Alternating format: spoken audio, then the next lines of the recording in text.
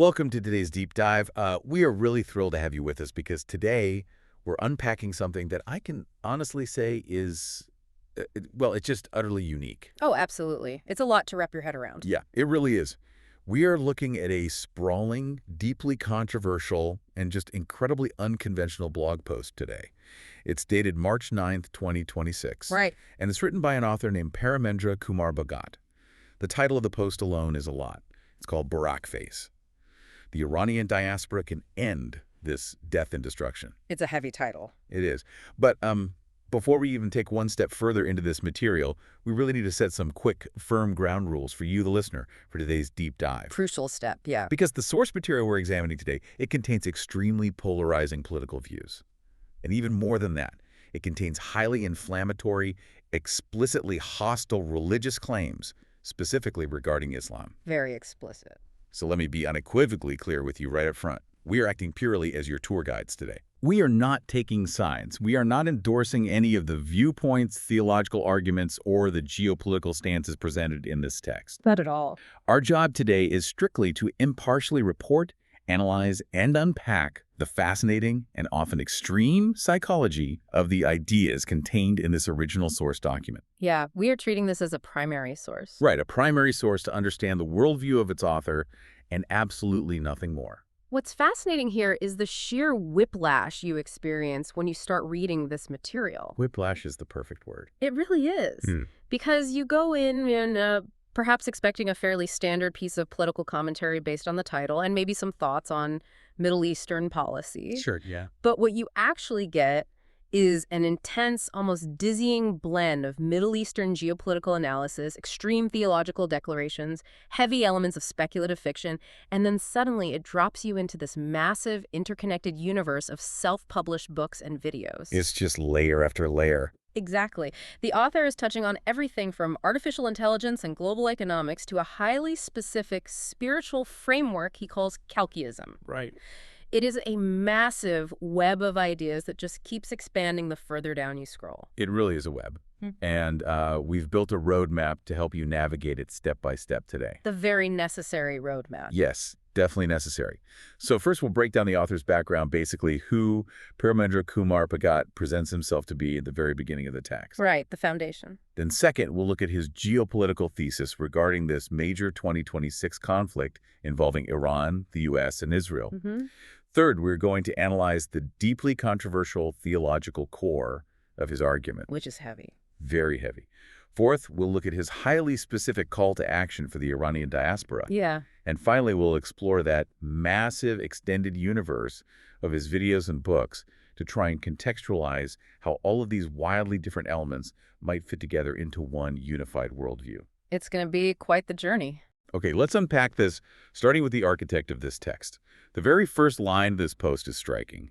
It just says, "I was Barack Obama's first full-time volunteer in New York City." It's an incredibly grounding opening statement, isn't it? It really is.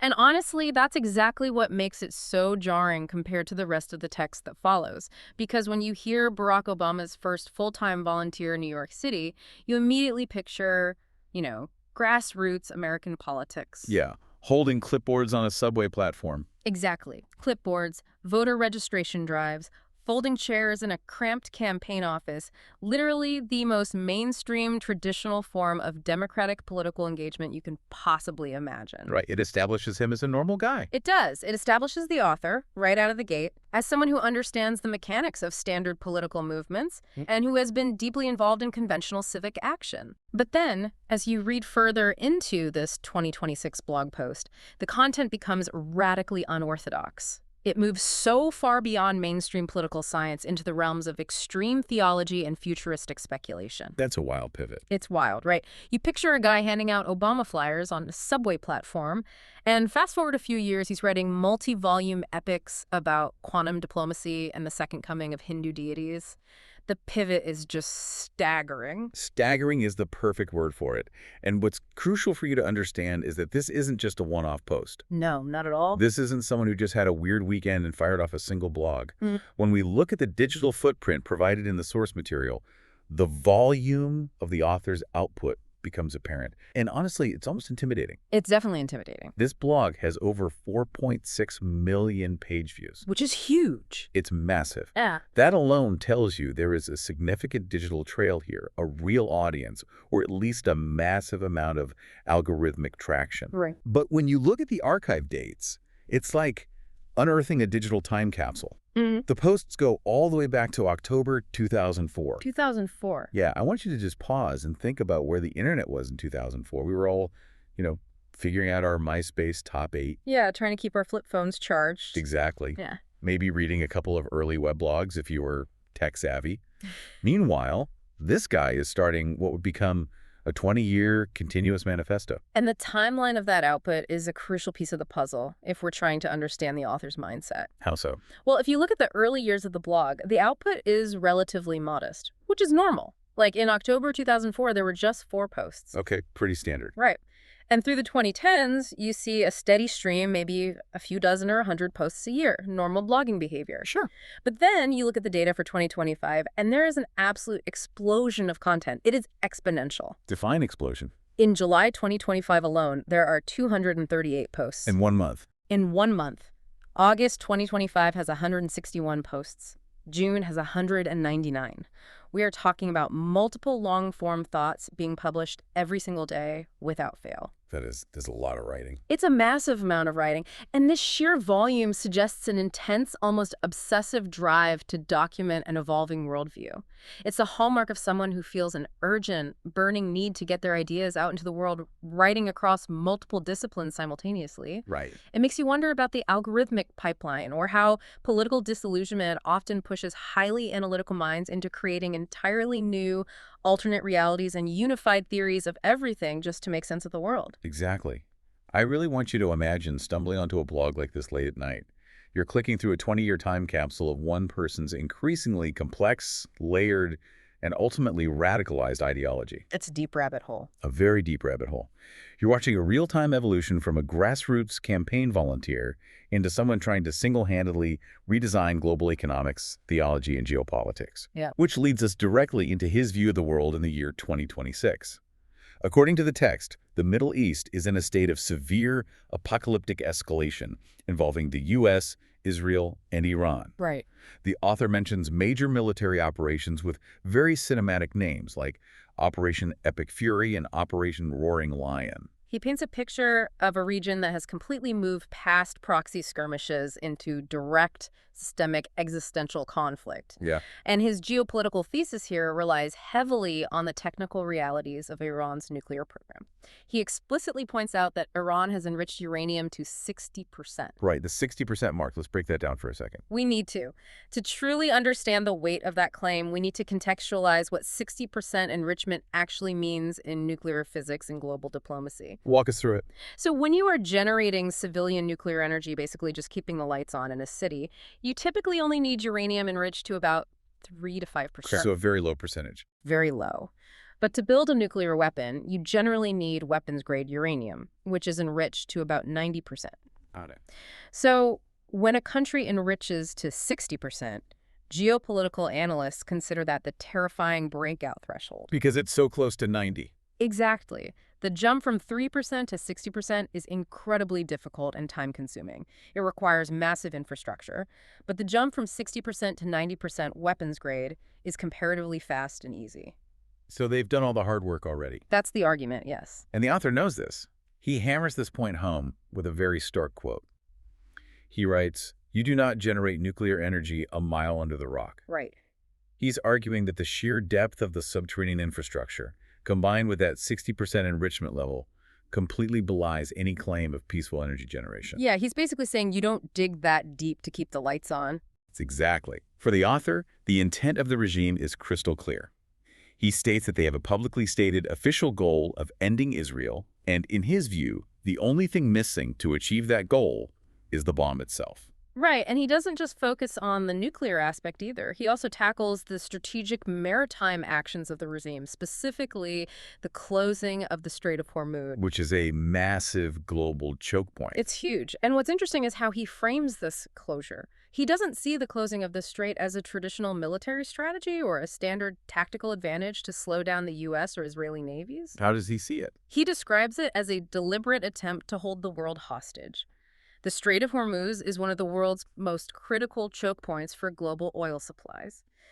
By closing it, he argues Iran is weaponizing global economics. So it's not just about military defense, it's about global disruption. Precisely. He notes that other countries in the region went out of their way to not allow U.S. military action from their soil and made every diplomatic effort to avoid a wider war. But the Islamic Republic, in his view, absolutely did not budge and instead shows maximum global disruption. But here is where his military analysis starts to pivot into something much deeper and much darker. Yeah, the transition. He doesn't just view these actions as a government making cold, calculated geopolitical moves. He views it as a reflection of the regime's core nature. Yes. If we connect this to the bigger picture, the author is presenting a unified theory of the regime's behavior. He makes the argument that the Islamic Republic's foreign policy is merely a macro version of its domestic policy. That's a really interesting point. It is. He writes, what the Islamic Republic did to peaceful protesters in the streets of Iran, it is doing the same thing to its neighbors and now the world. Wow. This is a critical transition in his logic. He is effectively erasing the boundary between how a state treats its own citizens and how it treats the international community. If a regime relies on absolute, unquestioning compliance and lethal force domestically against its own people, he argues, it will inevitably apply that exact same tyrannical framework to global diplomacy. A state that kills protesters will hold the world hostage. Exactly. To him, it's the exact same muscle being flexed. And he takes it even further when discussing the leadership itself.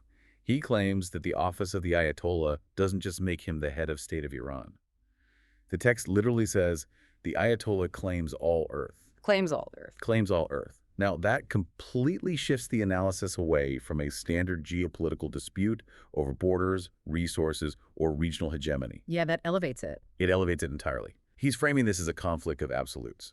He views the regime's goal of ending Israel not as a regional power struggle, but as a manifestation of what he calls pure evil. And by using terms like pure evil and claiming the regime seeks dominion over all earth, the author is signaling to the reader that traditional political science is completely inadequate to understand the threat. You can't negotiate with pure evil over trade routes. Exactly. He is setting the stage for a spiritual and theological intervention.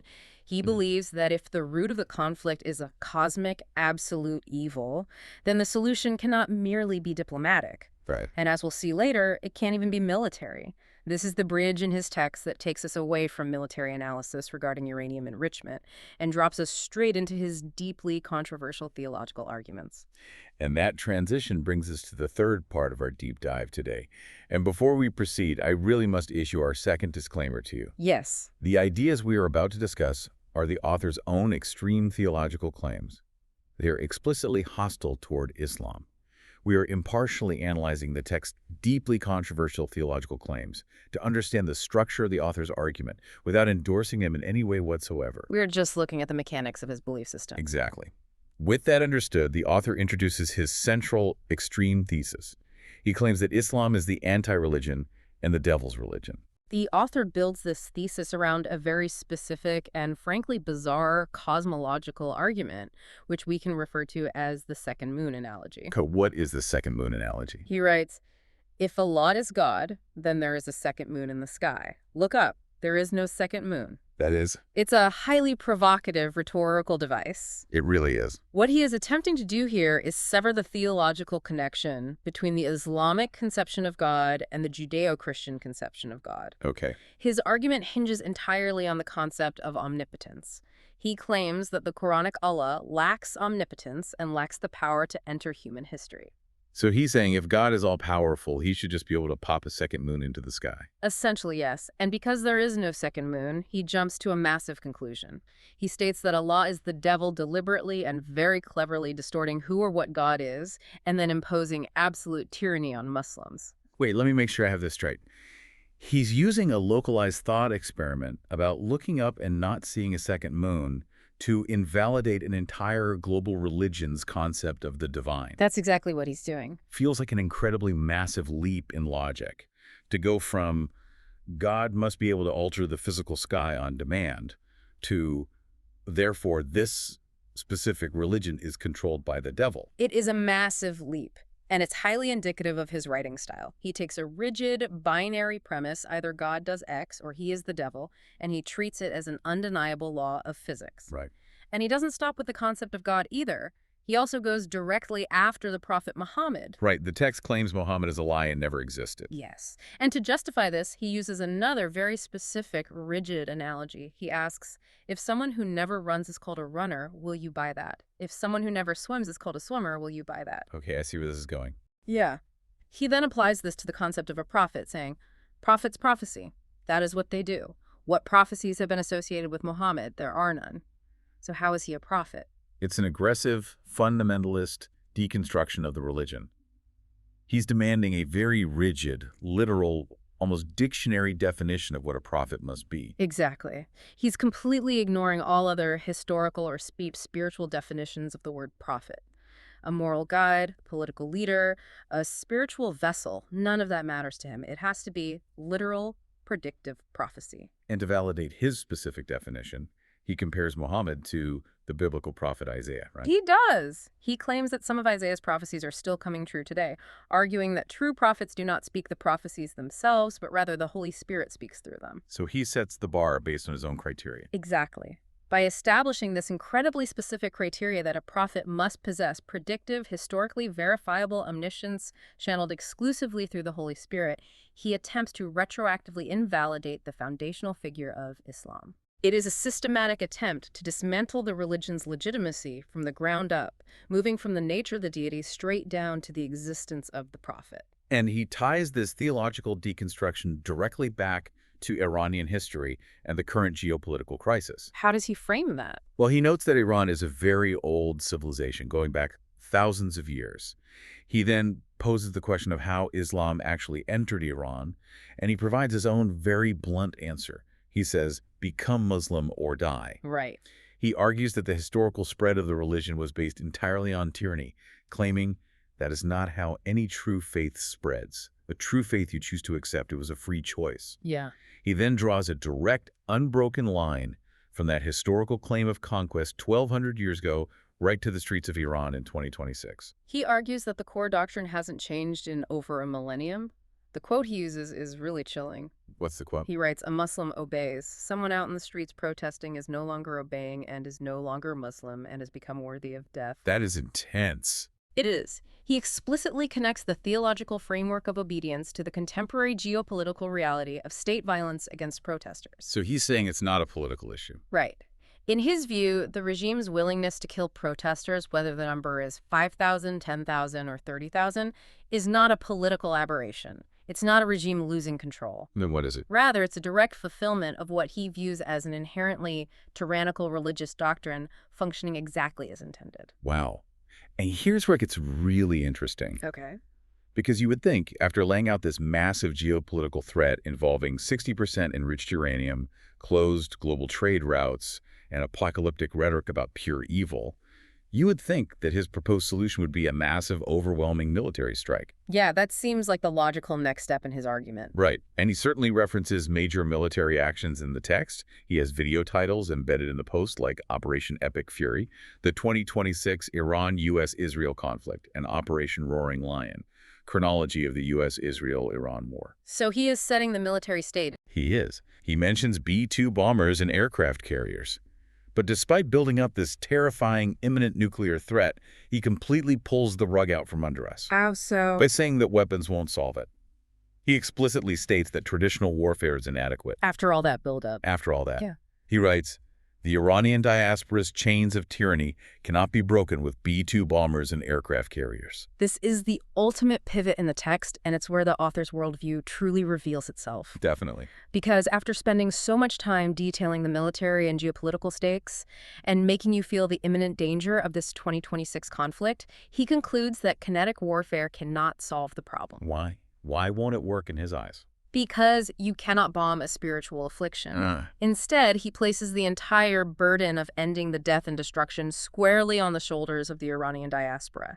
And he demands a solution based entirely on spiritual warfare. Spiritual warfare. Yes. In his mind, the political and the military are completely subjugated to the theological. Wait, so practically speaking, how does he expect that to happen? Yeah. He writes that the chains of tyranny can easily be broken by the diaspora. How? By stating. Well, he says all they have to do is break their bond with the devil, renounce Islam, the anti-religion, break free. Right. He demands that the diaspora attain what he calls spiritual clarity. But is he seriously suggesting that millions of displaced people around the globe just wake up one morning and sign a unified declaration of apostasy? That's what it sounds like. It sounds completely disconnected from the reality of how displaced communities actually operate. It is incredibly disconnected from sociological reality, but it is perfectly aligned with his internal theological logic. Because he views it all as a spiritual battle. Exactly. The author's proposed solution requires a mass collective religious renunciation. He argues that true faith relies on free choice, not tyrannical compliance. Right. If the diaspora realizes this and actively breaks their bond with what he calls the devil, he believes the spiritual foundation of the Islamic Republic will instantly collapse. So he thinks the regime's power isn't in their guns. He's essentially arguing that the regime derives its true power not primarily from its military hardware, its uranium enrichment, or its economic infrastructure, but entirely from the spiritual subjugation of its people. Wow. Therefore, removing that spiritual compliance is the only viable path to liberation. It's a magical thinking approach to geopolitics. I really want you, the listener, to pause and consider the sheer crushing weight of this argument. It's massive. It's a massive burden. This author is looking at a highly complex, deeply entrenched geopolitical crisis involving nuclear proliferation, international trade, and military superpowers. And he is telling an entire diaspora, people who have already lost their homes and often their families to this regime, that global peace relies entirely on them undergoing a mass religious renunciation. Yeah. It is an incredibly heavy, almost unimaginable burden to place on a displaced population. It is a radical merging of the spiritual and the political, where a refugee's personal faith is somehow the key to disarming a nuclear state. And this intense merging of disciplines where theology, politics, and technology all bleed into one another is exactly what defines the author's broader work. It's his signature style. It really is. We absolutely cannot fully understand this single blog post about the Iranian diaspora without looking at the massive cinematic universe of videos and books that he embeds and references within the post itself. Yeah, we have to look at the whole picture. Exactly. The post is literally littered with links to his YouTube channel and a staggering bibliography of his own written works. This might be my favorite part of the deep dive, so let's jump into that video library first. Let's do it. The titles of these embedded YouTube videos are fascinating, and they reveal so much about how his mind works. They really do. For instance, he has a video titled Ted Postal, The Reality of the U.S.-Iran Missile War. Now, for those who might not follow defense academia, Ted Postal is a very real, known name in security studies. Right. He's an MIT professor emeritus known for his highly technical critiques of missile defense systems. So, by invoking Postal, the author has one foot firmly planted in standard, rigorous military analysis. It grounds the work. It says to the reader, I read MIT scholars, I understand missile trajectories. Yeah. But then you look at the very next title in his video library, Pakistan's Invention of Quantum Foreign Policy. Quantum foreign policy. Right. This raises an important question. What exactly does quantum mean in this context? Yeah, how do you apply quantum mechanics to Pakistan? He is taking a concept from theoretical physics and forcing it onto international relations. Is he suggesting that a nation's alliances can exist in a state of superposition? Like Schrodinger's diplomat. Exactly. That a country like Pakistan can exist in two contradictory diplomatic states at once, say, being a U.S. ally while simultaneously harboring U.S. enemies until observed by the international community, at which point the wave function collapses into a single diplomatic reality. That is wild. It shows a deeply speculative, highly analytical mind trying to force scientific mathematical frameworks onto messy human political behavior. It's incredible. And that pattern of forcing different frameworks together continues with a video titled Reforming the IRGC, Lessons from Corporate and Imperial History. Okay, reforming the IRGC. Yeah. Now, the IRGC, the Islamic Revolutionary Guard Corps, is a heavily armed, deeply ideological paramilitary organization that effectively controls massive sectors of Iran's economy. Right, they are a massive power structure. And he is treating it like a failing Fortune 500 company in need of a corporate restructuring and some management consulting. Like they just need a new CEO. Exactly. It's just a bizarre juxtaposition.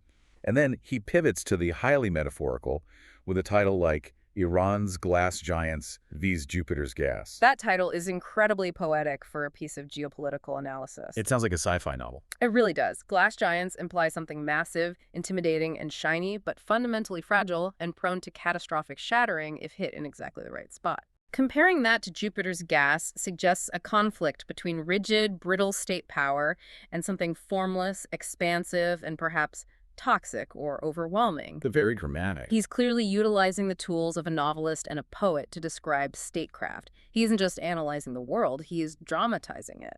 Which brings us perfectly to the bibliography. At the bottom of this blog post, there is a staggering list of books authored by Paramendra Kumar Bhagat. A huge list. It reads like the catalog of an entire small publishing house, but it's all just one person. And when you start grouping these titles together, you see several distinct personas emerge. Okay, let's break down the personas. First, there's the AI and tech futurist persona. He has books titled Agentic AI, Set to Explode in 2026, Liquid Computing, and Beyond Motion. How robots will redefine the art of movement. Agentic AI in 2026. Yeah. And to be clear, when he says agentic AI, he isn't just talking about a chatbot that writes emails for you.